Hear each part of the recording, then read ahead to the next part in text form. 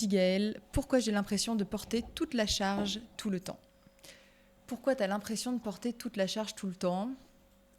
Je pense que c'est parce que c'est le cas déjà. C'est que tu dois porter probablement un peu tout sur tes épaules. Le problème n'est pas celui-là. C'est-à-dire qu'il y a des personnes qui portent toute la charge tout le temps et qui adorent ça. Et donc qui ne sont pas en train de lutter contre ça. La vraie question, c'est est-ce que tu as envie de porter toute la charge tout le temps ? Est-ce que tu adores être dans le contrôle, prendre les choses en main, diriger ton petit monde ? Il n'y a pas de mal à ça. Et dans ce cas-là, c'est OK. Juste sois sûr, et c'est pour ça qu'en général, on me pose la question, c'est sois sûr que derrière, tu aies un endroit où tu puisses, toi, te relâcher, te déposer, avoir quelqu'un qui soit là pour toi, tout simplement. Si ce n'est pas le cas, il est très probable qu'à un moment donné, tu n'en puisses plus, qu'à un moment donné, tu t'effondres, qu'à un moment donné, tu en aies marre et que tu dises des phrases qui sont vraiment typiques des femmes fortes que je connais, ce qui est « c'est pas juste et j'en ai marre ». Le « c'est pas juste et j'en ai marre », c'est vraiment quelque chose qui est assez fréquent. C'est ce qu'on expérimente quand on a trop tout porté, trop longtemps, et qu'on n'en peut juste plus, que pour une fois, en général, ça arrive juste après une petite merde, juste un petit truc qui arrive là, et on se dit, ouais, non, en fait, là, j'en peux plus du tout, j'en ai marre, c'est trop lourd, c'est trop dur. Et pourquoi c'est toujours à moi de tout porter ? Pourquoi est-ce que je me retrouve systématiquement dans cette position et il n'y a personne pour m'aider parce qu'en fait, je porte tout pour tout le monde ? Et le problème, il est là. C'est pas tant que tu portes tout pour tout le monde que le fait que personne ne porte rien pour toi. Ou que quand tu es acculé, quand tu es au pied du mur, quand tu es dans cette situation qui vraiment te pèse trop, t'as personne sur qui te reposer. Et ça, c'est le problème. Ça, c'est le truc sur lequel il faut vraiment pas négliger, c'est que tu peux porter le monde entier sur tes épaules si tu as quelqu'un, seulement si tu as quelqu'un qui est là pour toi. Et souvent, ce qui se passe, c'est qu'en fait, nos amis, notre famille, nos conjoints ou notre conjointe ne comprennent pas. Alors, parce qu'on n'a pas appris à demander de l'aide, ça c'est vrai, parce qu'on ne sait pas demander de l'aide, parce qu'on ne pense pas à demander de l'aide, parce qu'on ne fait pas confiance aux autres pour déléguer. Du coup, on se retrouve à s'être emmuré soi-même dans une sorte de muraille, de tour d'ivoire, où on est monté au sommet seul, on s'en est sorti seul, on a fait notre chemin seul, et maintenant qu'on y est, maintenant que c'est fait, évidemment on continue le chemin, on avance, mais maintenant qu'on a réussi à faire tout ça seul, à se construire ou se reconstruire seul, en fait on se rend compte que c'est lourd à porter, ou en tout cas que c'est pas toujours évident. Et à ce moment-là, il faut vraiment être très au clair sur ce qu'on veut dans la vie. En général, la réponse de mes clientes, c'est toujours un peu la même, c'est qu'elles veulent continuer à faire ce qu'elles font et à le faire comme elles le font. Elles n'ont rien à changer, elles sont contentes d'en être arrivées où elles sont, elles ont souvent guéri énormément de leurs blessures, travaillé sur elles, compris beaucoup de choses et elles s'en sont sorties, et dans un monde qui est vraiment pas évident, mais elles en sont arrivées au point où elles aimeraient bien avoir juste un allié, en fait. Un allié, quelqu'un qui soit vraiment là pour elles, là pour les comprendre de l'intérieur. Parce que ce sentiment-là, c'est même pas tant qu'on n'en peut plus, qu'on est fatigué, c'est surtout ce qu'il y a derrière, souvent un sentiment de solitude. Un sentiment de solitude parce que la réalité, c'est ça, c'est que oui, vous êtes seul dans votre château doré. Vous êtes seul parce que personne ne vous comprend. Et si personne ne vous comprend, c'est parce que c'est difficile de trouver quelqu'un qui soit dans la capacité intellectuelle de saisir toutes les facettes de ce que vous êtes vous. Souvent, une évolution comme ça a demandé de déployer énormément de capacités, apprendre énormément de compétences, être multicasquette, multipotentiel. Et ça tolère très très moyennement le fait d'être mis dans une case.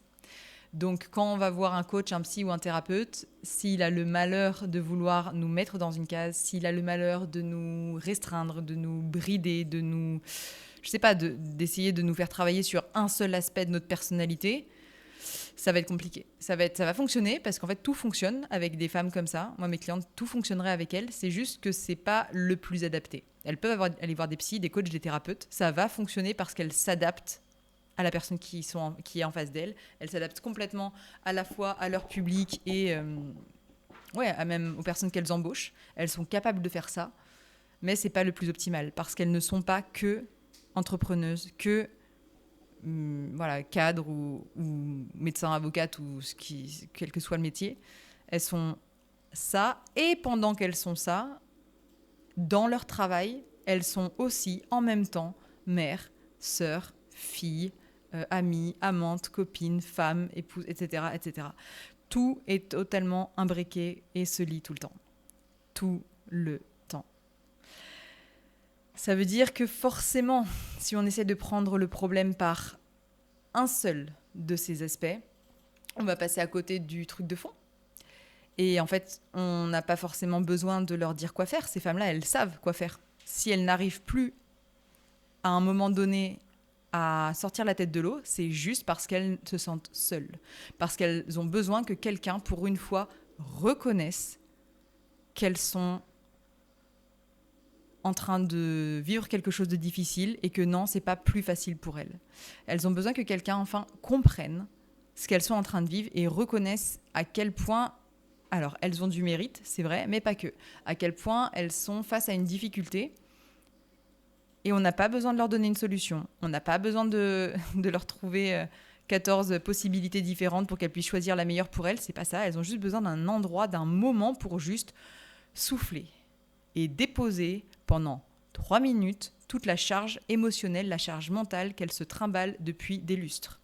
C'est exactement, pour moi, cette image-là parle beaucoup, c'est exactement comme si elles avaient monté la montagne toutes seules jusqu'en haut, qu'arrivé là-haut, il y a, je sais pas, un lacet de leurs chaussures qui saute, et que là, elles en peuvent juste plus.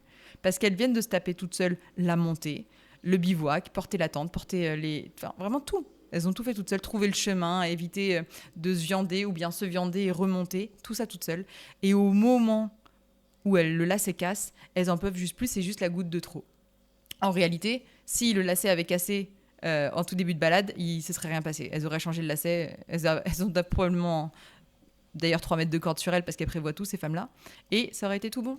Seulement là, comme c'est à la fin, elles en peuvent juste plus. Elles en peuvent juste plus. Et c'est à ce moment-là que c'est important d'avoir quelqu'un pour les soutenir. Quelqu'un pour leur dire « Hey, ouais, ton lacet est pété et franchement, ça craint. Viens, tu fais une pause. Viens juste, vas-y, crache. Vas-y, raconte. Raconte-moi à quel point t'en peux plus. Raconte-moi à quel point ça te saoule. » Et en général, quand tu tires sur cette pelote de fil-là, tu déroules un sacré paquet de machins. Parce qu'elles n'en peuvent plus depuis longtemps. Elles n'ont parlé à personne, ou en tout cas pas assez, d'à quel point ça avait été difficile de trouver le bon chemin, à quel point ça avait été difficile de tomber puis de se relever, à quel point ça avait été difficile d'affronter le regard des autres, à quel point ça avait été difficile de tenir tête à tous ceux qui leur disaient qu'elles avaient tort, à quel point ça avait été dur de tenir face à l'adversité, tout simplement, de se faire confiance et de s'écouter. Parce que c'est ça derrière, c'est qu'elles ont cru à leur projet, mais c'était les seules à y croire. Les autres, probablement, qu'ils y croyaient pas tant que ça. Ou en tout cas qu'ils la soutenaient, mais peut-être pas tout le temps, tout du long et tous les jours. Donc c'est à ce moment-là qu'il faut vraiment être encadré, entouré, pour pouvoir souffler au bon moment et pouvoir continuer derrière, et pas juste s'écrouler et dévaler la pente qu'on vient de monter. Très souvent, ce que j'observe, c'est que c'est des femmes qui sont suffisamment fortes et résilientes pour ne pas dévaler la pente dans l'autre sens. Ça, ok. Par contre, le risque pour elles, ce serait de souffler trop longtemps, entre guillemets, c'est jamais trop longtemps, mais enfin, de souffler trop longtemps, entre guillemets, et que derrière, ce soit difficile de vraiment se remettre en mouvement. Et surtout, au moment où le lacet casse, au moment où il y a cette énième difficulté qui, pour une fois, leur fout vraiment la tête sous l'eau et qu'elles n'en peuvent plus, si à ce moment-là passe une solution miracle, il est très probable qu'elles s'y réfugient. Que ce soit une addiction telle qu'elle soit, que ce soit une solution miracle, un vendeur de rêves, que ce soit une relation toxique, que ce soit un faux bon conseil, ou simplement qu'elles aillent se réfugier dans ce qu'on connaît, un pot de glace, c'est un peu cliché, mais ou au moins une série ou bien les réseaux sociaux, juste pour déconnecter de leurs émotions. Parce que ce qui se joue à ce moment-là, c'est ça, c'est que la charge émotionnelle est trop élevée, le Le vase déborde complètement et elles en peuvent juste plus. Elles en peuvent juste plus de tout porter à elles toutes seules. Elles ont juste envie à ce moment-là, ces femmes-là, de balancer leur sac à dos par terre et de dire vas-y, c'est bon, j'en ai ras le cul, j'arrête, stop, j'en ai marre, j'en peux plus, je m'arrête là et je boude, en gros. S'il y a quelqu'un qui a le malheur de leur dire allez, ça va, c'est pas grave, regarde tout ce que t'as fait, attention, parce que là, vous allez réveiller, vous prendre une colère dans les dents que vous n'avez peut-être probablement pas mérité, mais vous n'avez pas dit la bonne chose au bon moment. En fait, à ce moment-là, il faut juste dire ouais, t'as grave raison, c'est super chiant, et en plus, t'es toute seule à le faire depuis le début. Donc c'est 2 fois plus lourd. Et en plus, t'as la responsabilité de ce que font... La responsabilité que portent les gens qui font les choses seuls, c'est que si tu te plantes, tu tombes seul, mais il y aura surtout personne pour te relever et personne pour te montrer le chemin. Donc c'est comme si vous préférez naviguer dans le brouillard en ayant une vague idée de la direction sans avoir de carte. Juste à l'instinct, juste au feeling, juste avec les compétences qu'on a acquis sur les derniers miles qu'on a parcourus en voilier. C'est pas facile de naviguer à vue, c'est pas facile de naviguer dans le brouillard et c'est fatigant. Les clientes que j'accompagne, elles sont fatiguées. Elles sont fatiguées de tout porter toutes seules. Elles ne se rendent même pas compte qu'elles le font et elles ne se rendent même pas compte à quel point c'est fatigant. Elles s'en rendent compte quand on commence à travailler ensemble et que, à toute heure du jour ou de la nuit, elles peuvent m'appeler, elles peuvent me partager ce qui leur arrive, juste avoir quelqu'un qui est là. Maintenant, avant, à l'époque quand les services... Avant, quand il y avait le début des iPhones et des smartphones en général, on disait souvent OK Google, OK Siri, OK Alexa, bref, vous voyez de quoi je parle. Ce truc-là. Et c'était assez rassurant de savoir qu'on allait avoir une réponse, quelle que soit notre interrogation, à toute heure du jour et de la nuit. Imaginez maintenant que ce soit un humain qui réponde au téléphone, que ce soit quelqu'un qui vous connaisse, qui partage vos émotions, vos sentiments, qui soit capable de vous rebooster, qui soit capable de tomber avec vous si vous avez envie de tomber, de pleurer avec vous si vous avez envie qu'on pleure avec vous, de vous énerver, de vous laisser être en colère, de vous laisser être triste, de vous laisser être qui vous êtes en réalité, sans forcément apporter de solution, juste un humain qui serait là. Juste présent. Présent, mais pas comme quelqu'un qui vous voudrait uniquement du bien. Je me méfie beaucoup des gens qui vous veulent uniquement du bien, parce qu'en général, ils ne supportent pas de vous voir mal. Donc attention à ça. Moi, mes clientes, je les laisse aller mal. Je n'ai pas la prétention de savoir pour elles ce qu'il vaut mieux qu'elles fassent. Donc, je les laisse aller mal quand elles vont mal. Je reste moi-même, donc je suis d'un naturel plutôt positif de façon générale. Ça fait son travail tout seul. Si elles ont envie d'aller mieux en me parlant, elles iront mieux. Mais c'est pas moi qui les ai fait aller mieux, c'est elles toutes seules qui s'en sont chargées. Donc on est sur des femmes qui sont fatiguées de tout porter tout le temps, qui n'ont nulle part dans leur vie où tout déposer, parce qu'en fait, si elles déposent tout, il n'y a rien qui se passe. Ça s'arrête. Leur monde entier s'arrête. Elles portent sur elles l'organisation de leur vie professionnelle et personnelle. Elles sont souvent à des postes clés, si ce n'est le poste clé, les entrepreneurs, les CEO, etc. Donc elles ne peuvent pas s'arrêter et juste dire c'est parti. Je lâche tout et puis on verra bien ce que ça donne. Elles ne peuvent pas faire ça, ces femmes-là. Parce que si elles font ça, la boutique s'arrête de tourner, en fait. Alors je sais bien, je suis la première à dire que des irremplaçables, il y en a plein les cimetières. C'est vrai, c'est mon mentor qui disait ça. C'est vrai. Sauf que quand on est à la tête de sa propre entreprise, on n'a pas du tout envie que quelqu'un nous remplace et on n'a pas du tout envie de passer la main parce que c'est notre vision, c'est notre bébé, c'est notre projet et ça porte nos valeurs en fait. Ça porte nos valeurs. Donc c'est difficile de laisser quelqu'un le faire à notre place. Et surtout, on sait qu'en fait, ça va être que temporaire. Nous, derrière, on va y retourner. Donc comment on fait dans ces cas-là ? On souffle. On souffle et on essaie de trouver quelqu'un qui soit capable de nous écouter. On essaye d'avoir un ami ou une amie, un proche, de la famille, qui soit capable de prendre tout ce qu'on va avoir à déverser. Et c'est beaucoup. Quand on est une femme, dans cette situation-là, on a accumulé beaucoup. Donc, ce qu'on a à déverser en termes d'intensité, c'est élevé, c'est fort.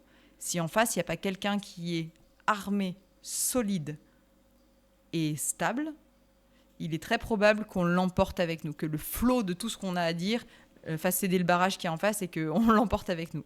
C'est assez embêtant. On n'a pas du tout envie de foutre les autres par terre. C'est pour ça que la majorité de mes clientes s'abstiennent de vraiment tout partager. Elles protègent leur famille, elles protègent leurs amis et elles dispatchent par petites touches. Quand il y a un truc qui ne va pas, elles en parlent à une personne. Et quand une autre chose ne va pas, elles en parlent à une autre personne. Comme ça, il n'y a pas tout au même endroit.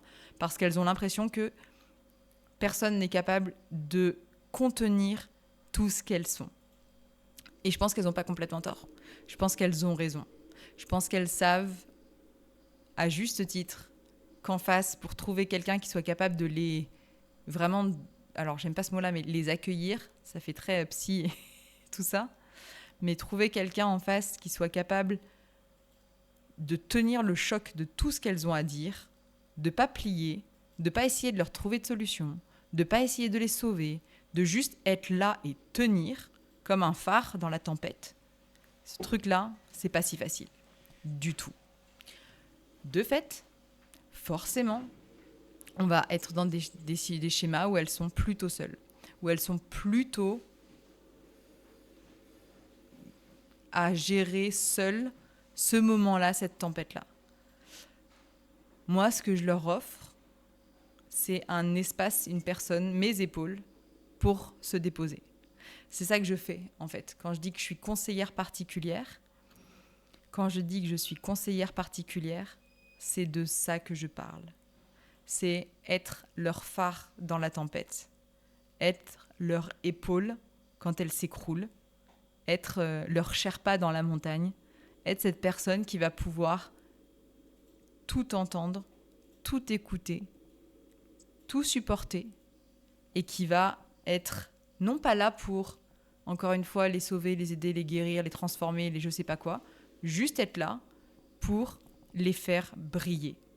Parce que cette personne qui a réussi à monter la montagne solo, là, cette femme-là brillante qui a réussi à tout traverser toute seule, le jour où elle réussit à déposer ne serait-ce qu'un kilo de tout ce qu'elle porte sur les épaules, elle avance déjà 2 fois plus vite. Le jour où elle trouve quelqu'un qui lui montre en miroir à quel point elle est brillante, solide, forte et qui le lui rappelle, à ce moment-là, elle fait des miracles. Et la montagne, elle la monte pas en 1 heure, elle la monte en 20 minutes. Ou bien ce qui aurait dû prendre des années, ça prend des mois, des semaines, des jours. Là, avec ma cliente ce mois-ci, on a débloqué en une après-midi de discussion un sujet qui traîne depuis 4 ans. Et pas un petit sujet, un sujet d'un mariage, d'un divorce, enfin quelque chose qui est lourd, qui impacte elle et sa famille. Et bien en fait, quand on prend le temps de discuter avec les gens, quand on est formé et compétent, quand on est un être humain capable de mettre de côté ses propres opinions et préjugés pour faire juste miroir avec l'autre et le guider un peu dans le flou, lui rappeler des facettes de sa personnalité qu'il tend à oublier dans son raisonnement pseudologique qui le rend complètement perdu là. Quand on réussit à faire ça, la personne, elle se guérit toute seule. Moi, ma cliente, je ne l'ai pas sauvée. Je lui ai juste rappelé pendant une après-midi entière qu'il y avait plusieurs façons de voir les choses, qu'elle était capable de voir la situation de différentes façons. Et c'est parce qu'on a fait ça qu'on a réussi à s'en sortir derrière et trouver une solution. C'est même pas trouver une solution. Et c'est parce qu'on a fait ça que derrière, elle s'est débloquée toute seule. Elle s'est rendue compte, elle a pris conscience qu'en fait, ça suffisait comme ça. Et que maintenant, elle allait agir de telle façon. Et il n'y avait même pas d'action à poser particulièrement. Je ne lui ai pas demandé de faire des exercices. Enfin, je ne suis pas une maîtresse d'école. Je ne leur demande pas de faire des exercices. Je ne leur demande pas quoi que ce soit. Juste, on a parlé. Elle a pris conscience des choses. Et ce qui était une difficulté pour elle, qui lui pesait, ou elle était dans un schéma répétitif depuis 4 ans, ça s'est débloqué tout seul. Et il n'y a pas de retour en arrière dans ces cas-là. Quand on a vu la situation sous un autre angle, on ne peut plus oublier cette facette-là. Et ça nous aide à avancer, tout simplement. Donc je pense que chaque femme puissante devrait avoir un bras droit, devrait avoir quelqu'un sur qui se reposer, même si elle ne l'utilisera que très rarement, au moins avoir quelqu'un qui soit son backup. To have your back, on dit en anglais. Bah, c'est ça. Quelqu'un qui serait là pour la sécuriser quand elle galère. Et je pense que c'est quelque chose d'essentiel. Voilà, je pense que c'est à peu près tout ce que je voulais dire sur mon travail de conseillère pour l'instant. On va voir comment ça évolue, mais pour l'instant, de ce que je vois, des résultats que j'ai avec mes clientes, ça marche plutôt pas mal. Je vous dis à très bientôt dans une prochaine vidéo du podcast Dixit la conseillère. À très vite. Et d'ici là, n'oubliez pas, toujours le plus important, faites-vous confiance et foutez-vous la paix. Ciao!